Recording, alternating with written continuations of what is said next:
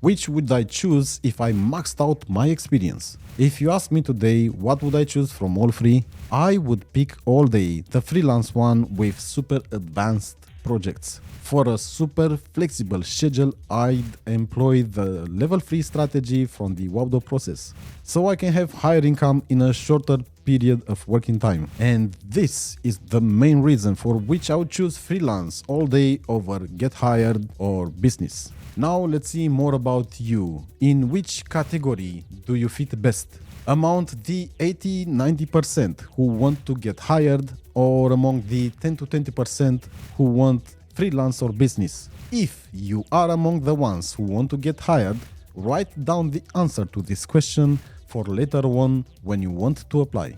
Do you have the right to work in the UK, USA, Canada, Australia, Switzerland, or other well-developed countries in the Western Europe? Now the time has come for us to talk about the 3 steps through which you can start with zero experience and progress to junior, mid, senior, and other jobs with higher responsibilities than senior. To join a team and practice daily, subscribe to Join Wowdo and apply.